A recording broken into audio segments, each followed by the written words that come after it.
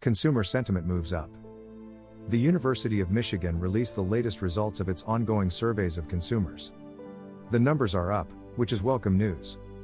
But not by that much given where they have been of late. Consumer sentiment moved up very slightly this month to about 5 index points above the all-time low reached in June, the report said. All components of the expectations index improved this month, particularly among low and middle-income consumers for whom inflation is particularly salient. And there is the crux. An improvement, but things had hit an historical low for the index, which was founded in 1946. So, Korean and Vietnam Wars, the disastrous 1970s after the removal of the gold standard and the arrival of inflation.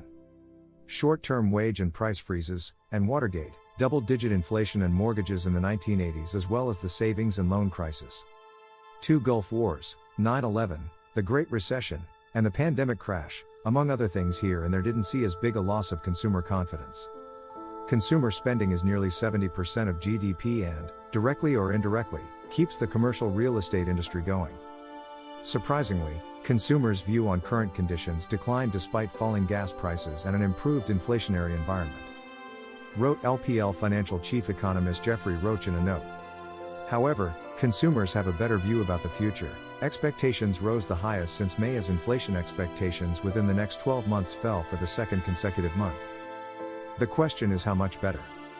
With continued declines in energy prices, the median expected year-ahead inflation rate fell to 5.0%, its lowest reading since February but still well above the 4.6% reading from a year ago, the survey noted.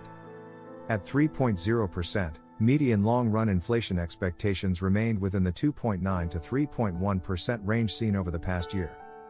Uncertainty over long-run inflation receded a bit, with the interquartile range in expectations falling from 4.7 last month to 3.8 this month, remaining above the 3.3 range seen last August. Still, the share of consumers blaming inflation for eroding their living standards remained near 48%.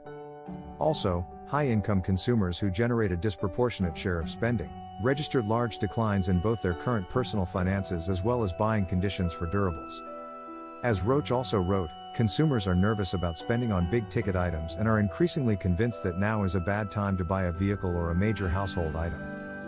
Consumer spending will likely slow in the near term. One silver lining is that inflation may ease faster than anticipated. But in the meantime, retailers, especially those handling larger ticket items, may see some trouble in the near future.